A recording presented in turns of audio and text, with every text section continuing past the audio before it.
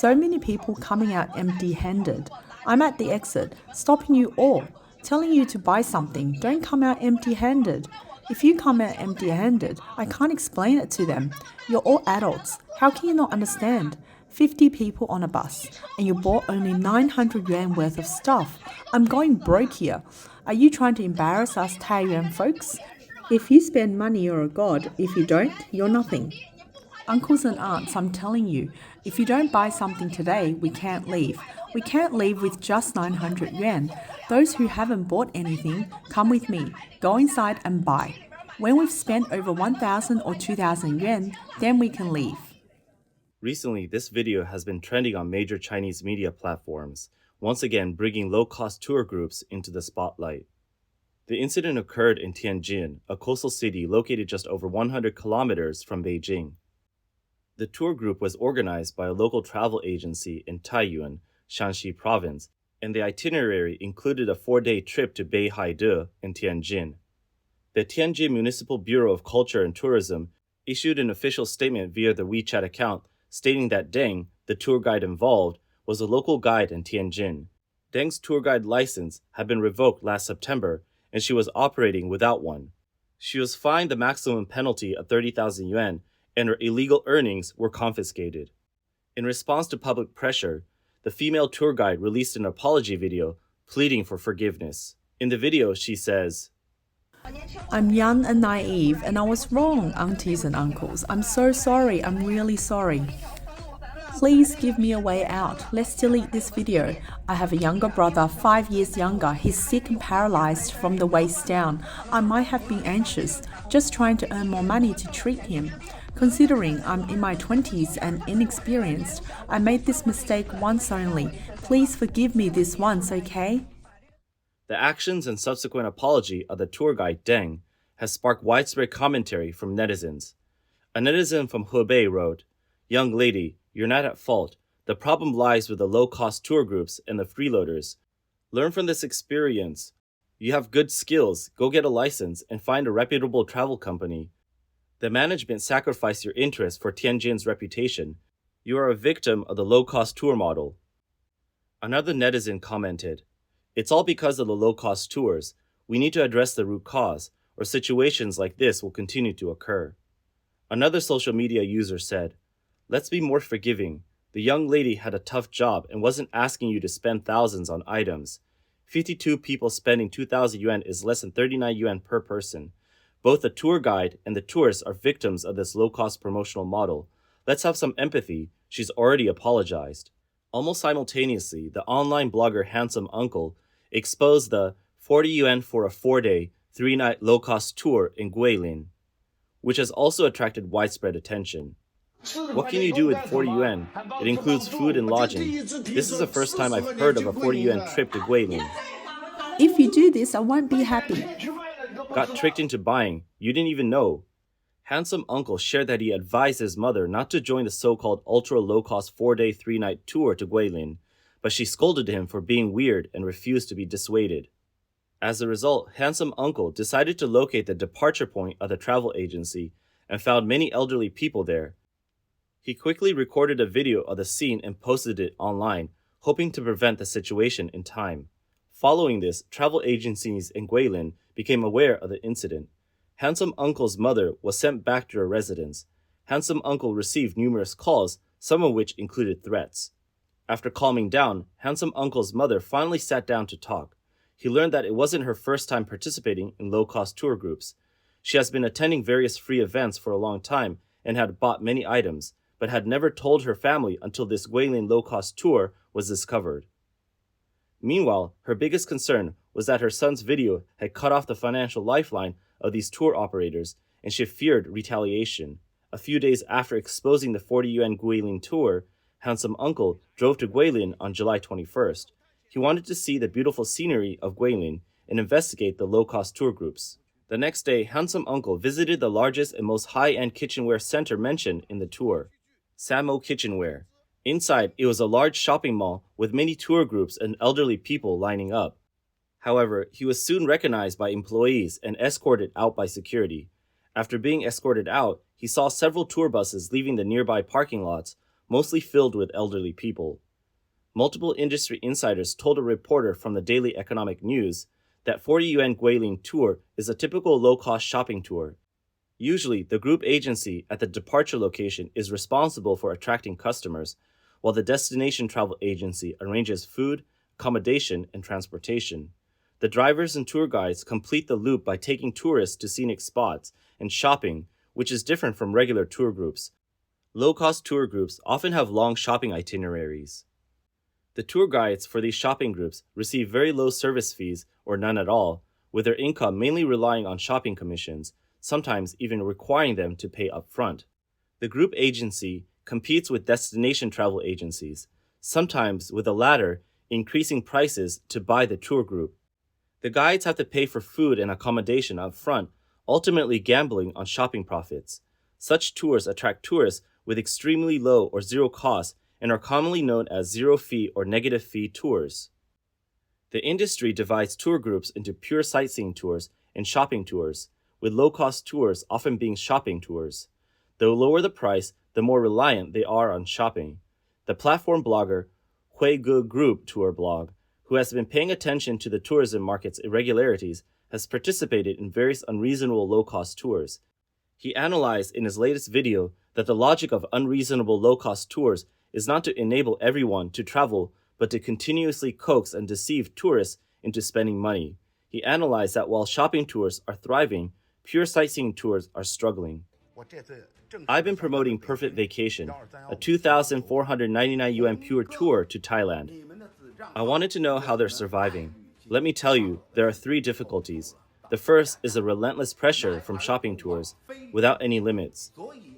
Perfect Vacation says 2,499 yuan per person is cheap enough, 6 days and 5 nights.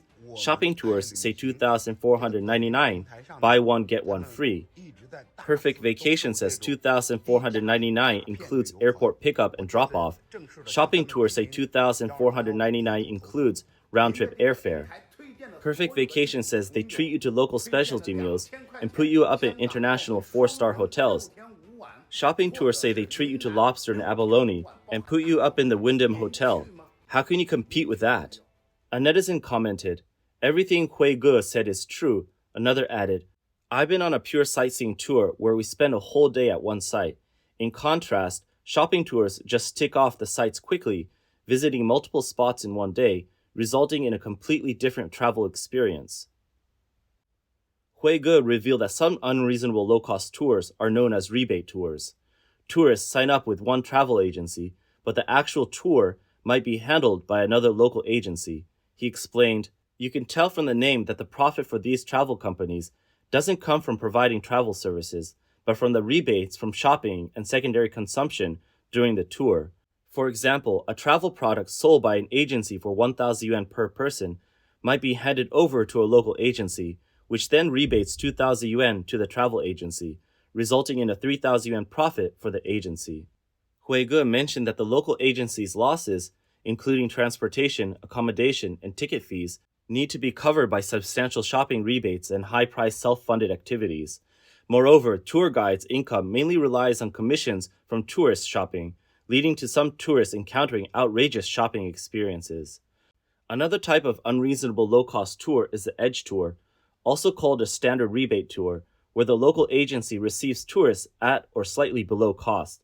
For example, if the cost for a 5-day, 4-night tour is 1,500 yuan per person, and the travel agency sells it for 1,600 yuan, the local agency gives the travel agency a 600 yuan profit per person, losing 500 yuan per person. Such tours require tourists to shop and participate in self-funded activities to generate profit. Although there is less pressure on the local agency to force shopping, the food, lodging, and activities quality is not good. The state media, Guangming Daily, also reported that low-cost tours are essentially shopping tours, with actual expenses far exceeding the tour fees. An advertisement in early April caught the attention of Mr. Yang, offering a 5-day, 4-night tour originally priced at 1,000 yuan per person, now available at a half-price subsidy, making it 1,000 yuan for 2 people. This included 24-hour pickup from Guiyang, covering scenic area tickets, hotels, meals, transportation, insurance, tour guide, and travel vehicle. Intrigued, Young and his friend signed up immediately. Upon arrival at the destination, the tour bus stopped at the meeting point, and the guide immediately asked each person to pay 100 yuan in insurance fee, claiming it was a mandatory charge by the scenic area. Yang objected, stating that the initial price included the insurance fee. The guide insisted that while the road insurance was covered, the scenic area insurance was an additional charge. Yang said, "If one tourist doesn't pay, the bus won't move." Reluctantly, Yang and his friend paid the 200 yuan insurance fee. He said, "But we never saw any insurance policy during the entire trip." Upon reaching the first scenic spot, the guide asked each tourist to pay another 140 yuan for internal transportation costs. Yang recalled that during the following 4 days, the guide frequently took them to shopping stores, constantly pressuring and morally coercing them to buy items. The guide even took them to a 2-hour shopping seminar on identifying genuine jade, not allowing them to leave until it was over. Yang said some tourists spent 7,000 to 8,000 yuan on goods, only to later find out that stores were known for selling fake jade and herbal medicine. Lin from Harbin, Heilongjiang Province, had a similar experience. Earlier this year, she signed up for a luxury Hong Kong and Macau tour for 5 days and 4 nights, costing only 1,080 yuan per person, including food, lodging, and sightseeing fees. However, upon arrival, the guide demanded an additional 60 yuan for insurance, 200 yuan as a tip for the driver, and 200 yuan for tickets to scenic spots, threatening not to let them board the bus if they didn't pay. Lin said that most of the tour was spent in shopping stores with little time for sightseeing. The food and lodging were far from what was advertised, the accommodation was far from the city, and the overall experience was poor.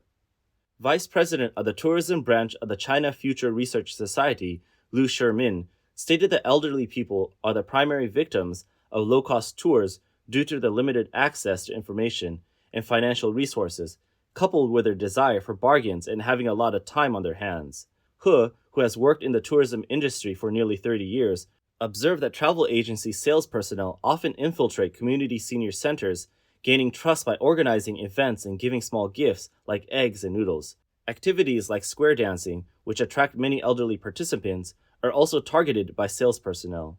A netizen shared that her mother joined a 100 yuan 3-day, 4-night tour from Hunan to Guangxi, where the entire square dance group participated in a competition. Although the details were not fully disclosed, her mother returned home with over 5,000 yuan worth of goods from the 100 yuan tour. Another netizen from Hohhot shared that her mother joined a 398 yuan 5-day, 4-night tour to Luoyang. Given that a round-trip train ticket from Hohhot to Luoyang cost nearly 400 yuan, it was evident that the tour was low cost. During the trip, her mother spent almost half the time at scenic spots and the other half shopping. In addition to the 398 yuan tour fee, they were charged a 40 yuan insurance fee mid-journey and over 100 yuan for scenic spot tickets. She said she wouldn't let her mother join such tours again, as they were primarily focused on forced shopping. Meals were minimal, and accommodations were poor, with shared rooms and no private bathrooms. She added that it was difficult to find the company behind the tour, making it hard to lodge complaints. She and her mother were in a WeChat group where the driver and guide posted travel information, but attempts to add the guide on WeChat were unsuccessful. She also noted that over-inquisitive members may be kicked out of the group. Tourists experiencing poor service, guides aggressively promoting shopping, and the damage to the destination's image make everyone seem like victims of the low-cost tour model. The China Consumers Association recently released its 2024 Stimulating Consumer Vitality Consumer Rights Protection Survey report, indicating that 28.5% of respondents were most concerned about the hidden compulsory shopping in low-cost tours.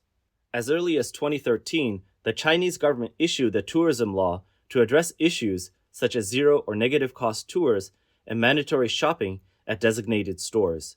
In 2015, the former China National Tourism Administration released suggestions on combating unreasonable low-cost tours. These documents define unreasonable low costs as prices that deviate from normal value, are below operational costs, attract tourists with false prices, induce consumption through misleading advertising, and disrupt the market through unfair competition. Some examples would be when a travel agency's price is more than 30% lower than the normal travel guide price published by local tourism departments or industry associations, or if the agency delegates tasks to local agencies without paying or paying less than the cost of reception and services. However, these laws have proven ineffective in regulating the tourism industry. Several travel bloggers believe that, on one hand, unreasonable low-cost tours involve multiple entities, making it difficult for tourists to protect their rights. On the other hand, even if tourists succeed in protecting their rights, the penalties imposed on the group or local agencies are minimal.